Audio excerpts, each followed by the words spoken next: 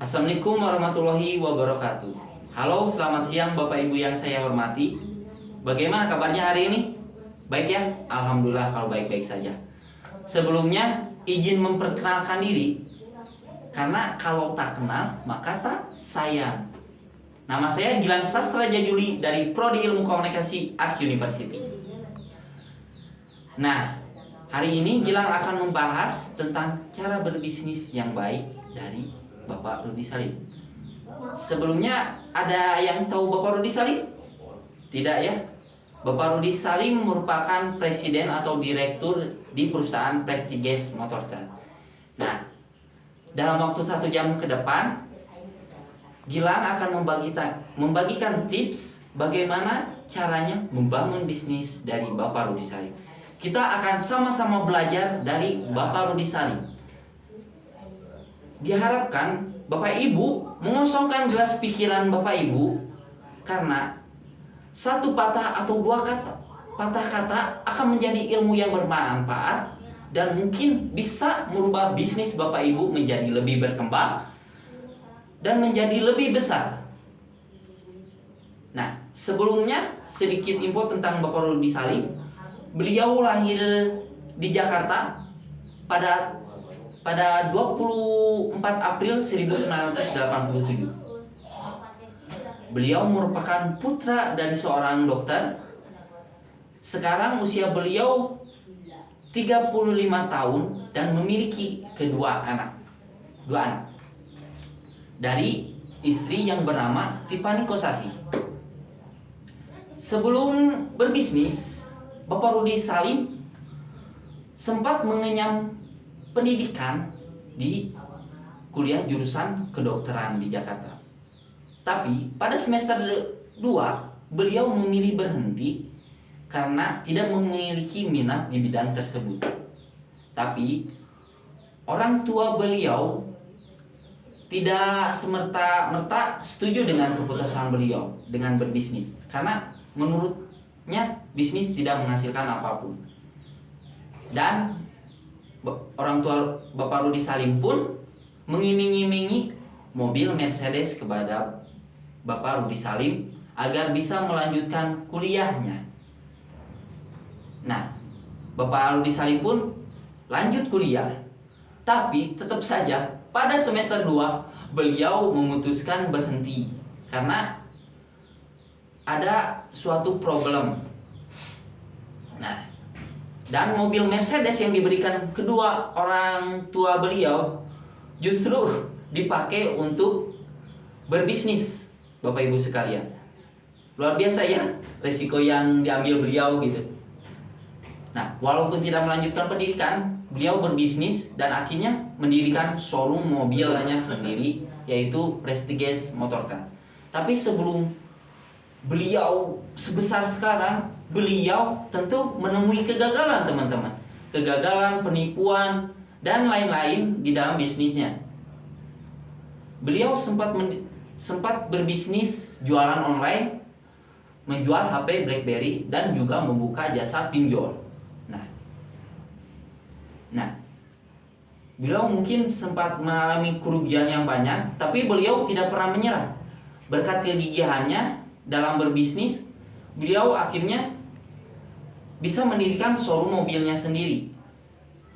Nah, pada 2022 beliau memiliki kekayaan sekitar 143 miliar rupiah dari bisnisnya. Tentunya kita dapat belajar dari Bapak Rudi Salim. Menurut beliau, bisnis itu yang pertama, bisnis tidak boleh terlalu percaya diri. Maksud dalam percaya diri itu, teman-teman, jangan terlalu percaya diri atau terlalu pede bisnis kita akan langsung besar, akan langsung sukses. Karena dalam setiap bisnis pasti kita menemui namanya kegagalan dan kerugian. Nah, yang kedua, kerja keras. Bagaimana Bapak Ibu mau sukses tanpa kerja keras? Kalau bermodalkan diam saja di rumah, tentunya sama saja dengan pengangguran. Maupun modalnya puluhan juta, teman-teman tidak akan sukses kalau tanpa kerja keras. Nah, jangan jadi kaum rebahan. Di sini jangan jadi kaum rebahan. Karena kalau teman-teman jadi kaum rebahan, tentu saja bisnis teman-teman tidak akan berkembang. Mungkin di luar sana, saya mending bisnis karena apa? Bisnis sambil tiduran juga bisa dapat uang.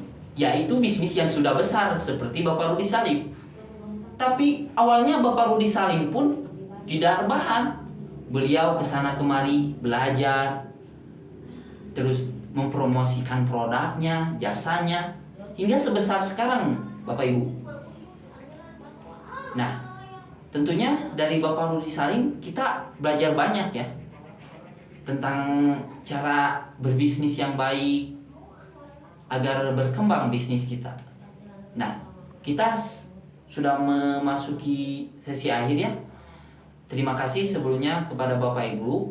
Demikianlah beberapa hal yang bisa saya sampaikan tentang bisnis Bapak Rudi Salim ya, tips dari Bapak Rudi Salim. Mungkin di sini Bapak Ibu sekalian ada yang baru memulai bisnis atau ingin memulai bisnis. Nah, dari saya sedikit tips. Kalau teman-teman mau memulai bisnis, jangan namanya pernah menyerah. Terus bangun bisnis teman-teman sampai bisnis teman-teman berkembang dan menjadi besar. Mungkin teman-teman di sini akan mendapat penipuan, kerugian atau kegagalan. Tapi jadikan kegagalan itu pembelajaran buat teman-teman agar bisnisnya berkembang. Jangan pernah mudah menyerah.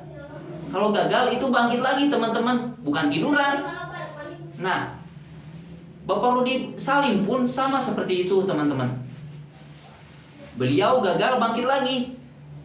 Ditipu anggap sedekah. Rugi ya bukan rezekinya gitu. Nah, sebagai penutup saya ingin mengutip pertanyaan dari Walt Disney. Semua impian pasti bisa Anda wujudkan jika Anda memiliki keberanian untuk mengejar mimpi tersebut. Nah, jadi teman-teman, ayo kita bergerak kejar impian kita. Jangan sampai menyerah, teman-teman.